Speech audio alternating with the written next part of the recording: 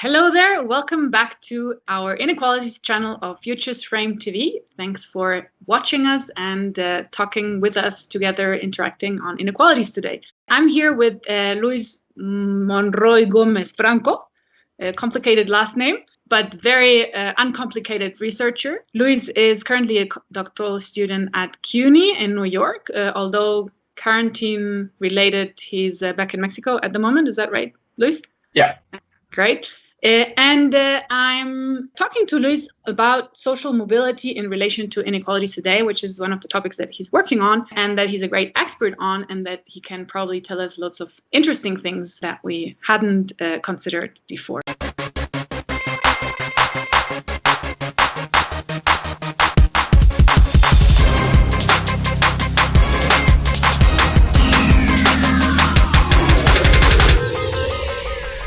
So, Luis, can you quickly explain to us what you're actually working on currently? So currently, as you were saying, I'm working on the relationship between social mobility and inequality, and in particular with one type of inequality, which is inequality of opportunity, understood as how much of our life outcomes are determined by circumstances that are preconditioned before we have any chance to decide on our lives. So I'm interested in analyzing how those factors that come predetermined for the individual affect his ability to move either upwards in the social scale or downwards, which is what we understand as social mobility. Okay, and what are some of these factors? What matters, for example? So, for example, in the Mexican case, which is the one that I'm studying more in depth, the main factor driving the differences that are present even before any effort is put by the individual is household wealth, when the individual was 14 years old. So this means that the amount of assets or goods that were present in your household when you were a teenager, those have an effect on how well you do in your lifetime in terms of upwards to a better job or acquiring more goods or acquiring a better or a higher degree of education than your parents. So that means that basically where you're born, the situations in which you're born have an effect on where you can get to later in life. Exactly. That's the main focus that I'm driving in my research. And what did you find for Mexico? Is it an important factor? Yeah. So when you take into account all these factors like the educational attainment of your parents, the type of occupation of your parents, the household wealth when you were a teenager, and your region of origin, all of those generate basically about 50% of the total inequality that is present in Mexico. Now, about this number, that is a minimum. What that means is that we're only able to say how much of the observed factors that we know that were predetermined for the individual affect their life outcomes, but there are a bunch of factors that we cannot, or that we don't have information in the databases that are currently available. So that is always a lower bound estimate. So it's at least 50%, but it's probably more than that. One clear example of that, for example, is the databases that are currently available in Mexico do not allow you to properly account for the effect of gender differences. Because we have only outcomes at the household level, any intra-household distributional issues are subsumed into the data. So we cannot properly identify what is the effect of gender differences in life outcomes. So that means that this 50% is not considering the effect of gender inequalities. So we're probably observing in Mexico a lot more inequality of opportunity than what we are recording in the research. So you're suggesting that although we don't have exact data, but our intuition is that there is a lot of inequality within the household that we cannot account for because of the data we have. We don't have enough data for the type of study that I am doing, or most of inequality studies are currently done in Mexico. But from other type of data, we know that there are substantial intra-household difference in terms of gender. For example, we have records on violence on women. Mexico, as you know, is one of the most, if not the country in Latin America with a higher degree of feminicides. It is one of at the top. That means that in the distributional conflicts inside the household, in terms of gender, are very salient. And we are not able to capture that on any of the economic data information that we have currently available.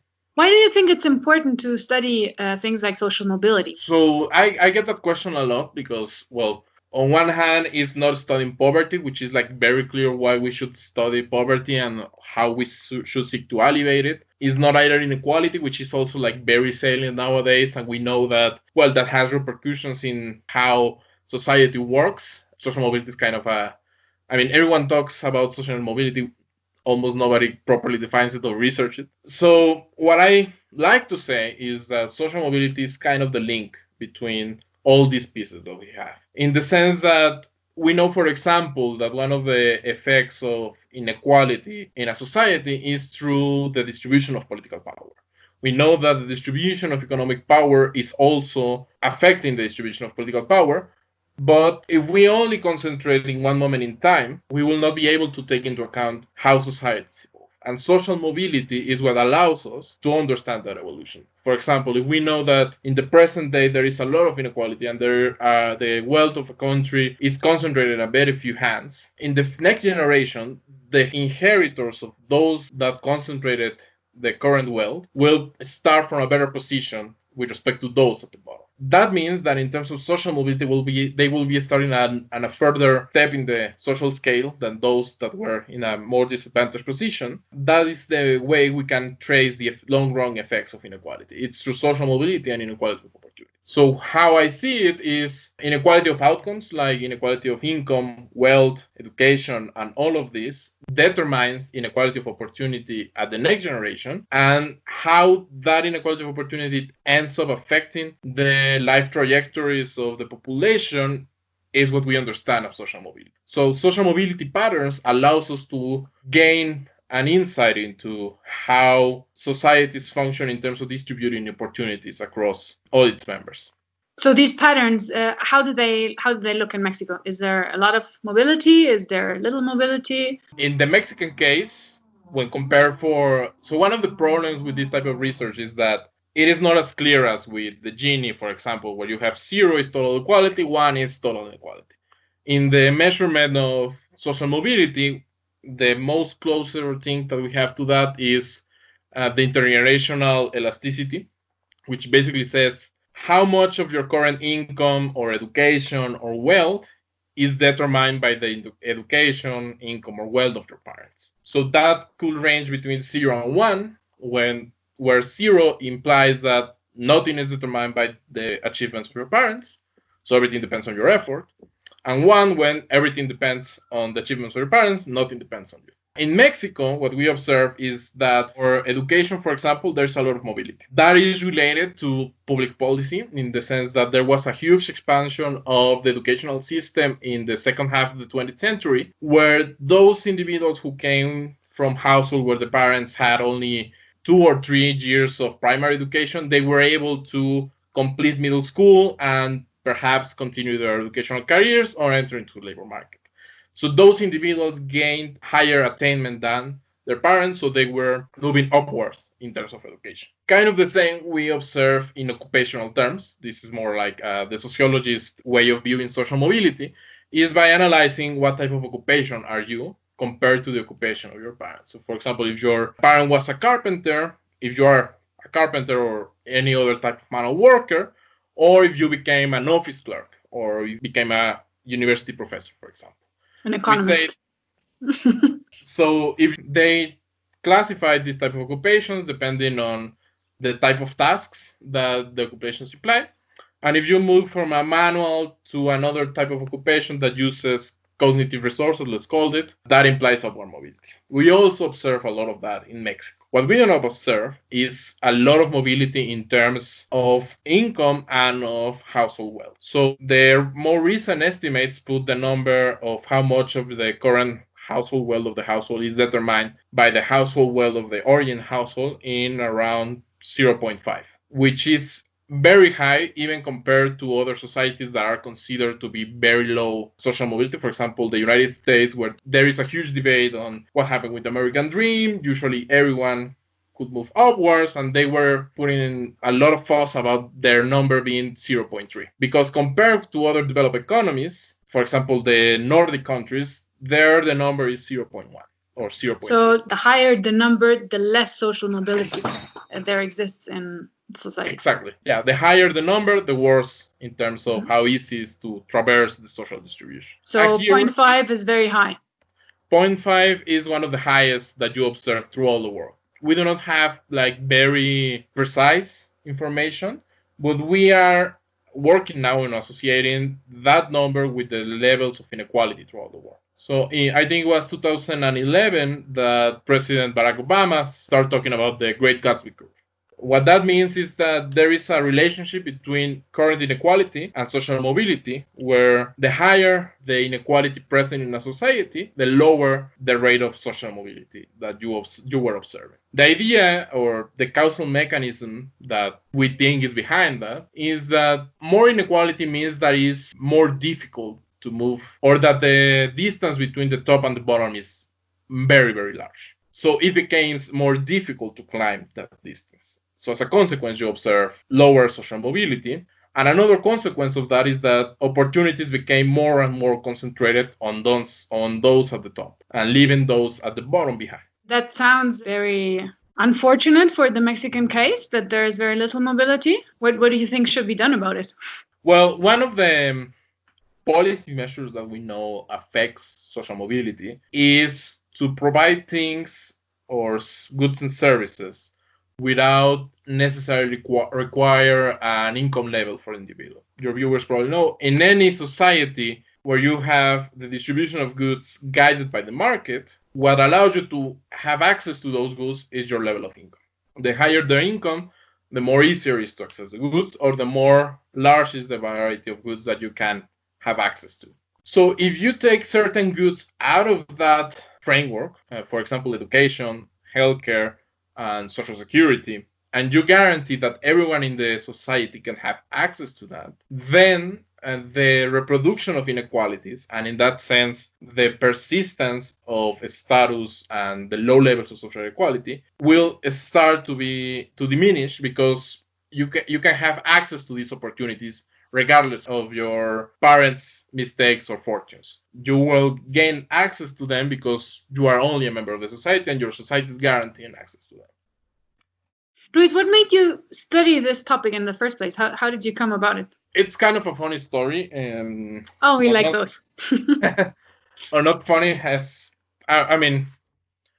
so I started working in these topics about 4 years ago now. I used to work in macroeconomics, and monetary policy was like the thing that I wanted to do. But then I came into the knowledge of recent work done by United States economist Rex Chetty, which he started publishing a lot of papers saying, look, the United States, we have a lower social mobility than we were thinking about. We observe a lot of variance in regional patterns. Topics that at that time were not so linked to economy, for example, the race issues in the United States, started to gain kind of an economic explanation behind them, or at least a more light was put into the economic factors at the time. So I started to gain interest in that, and I started reading more on that. And then I came across one book by John Remer, which is called Equality of Opportunity, where he basically states the formal theory of how to measure how much of the circumstances of a person determine their life outcomes. So that was all very nice. I became enthralled with the book. It was one of the best. It's one of the best books, and one of the books that determined that I decided to do the PhD where I'm doing it. But then it made me reflect on my own family's history. So my grandparents, they did not have any type of studies. My grandparent was a carpenter. My grandmother was a housekeeper all the time. But my mother was able to study a master's degree in biology. And the reason she was able to do that, because when my uncles and my mother started talking when they were children, well, they were very poor. So they suffer all the floodings of Mexico City that are very current. They were affected by them. They didn't have access to the formal healthcare system. So all these factors were present through their childhoods. But what allowed my mother overcame them was the presence of certain elements like a public education system that guaranteed that everyone could attend at that time, not only middle school, but also high school and college. That was the factor that allowed her to climb the social scale. But then you start talking with more my cousins that are older than me, And you start seeing that those opportunities that were present at some time started to fade away. So my research or my intellectual interest started to gain insight from my own personal history. As I want to explain why what happened to my mother is not as common, or even to know if at the time was common, and how common it is nowadays. And unfortunately, it's not as common as you might like or as we might like as a society to be. Well, even the fact that you're doing a PhD now is not so common in Mexico. It's less than 1% of the population that actually pursues these kind of studies. So, I mean, your family's case is very instructive to study these topics. What do you think would be the direction in the future of this research? Just before we wrap up, can you give us some insights? So I think one of the avenues for future research is to focus on specific factors that affect social mobility. So right now, for example, one of the focus that I'm working on is skin color. So one of the topics that have been discussed, and your own research contributes to this, is that, well, Mexico is more racist than we used to think, or that we like to think it is. So if skin color affects outcomes such as how well you do in the labor market, how people treat you, it has to affect social mobility. So we are trying to actually pinpoint what is the effect, and we observe that there is an advantage for having a light skin tone in Mexico in terms of social mobility. Even after you control for all the variables that you want to control, you still observe that advantage. So that's one factor. Another one that I'm also working on is the regional element, because we know from history that Mexico is a country that has distributed its opportunities very unequally across its regions. The South has lagged behind the rest of the country since the very beginning, and that gap has only grew through time. So that has to have an effect, a correlate in social mobility. So at least those two factors are currently under study, but there are a lot more. Gender, for example, we said, right? Yeah, like gender studies has to be one of the forefront things in the agenda. The effects, for example, of education that we know from the United States studies that is very important. We do not have any evidence for the Mexican case. So we need to start focusing on the mechanisms behind the result. So we know there is a very low degree of social mobility in Mexico. We need to start thinking about why is that. Well, I mean, it certainly sounds like you have a lot of work ahead of you. And you have good ideas for it. So we look forward to speaking to you in some future when you'll have some results and will be able to tell us why there is such low mobility here. In the meantime, Luis, thank you so much for explaining these important connections and telling us basically how social mobility is the link between very important contemporary problems like poverty, inequality, concentration of power, all kinds of horizontal inequalities, and basically all these different dimensions come together over the issue of social mobility. So very enlightening. Thank you kindly. Thank you for watching and staying with us. I'm Alice Krozer, your host on the Inequalities channel for Futures Frame TV. We hope that if you like these topics, you will join us again next time. Have a nice day and see you soon. Bye-bye.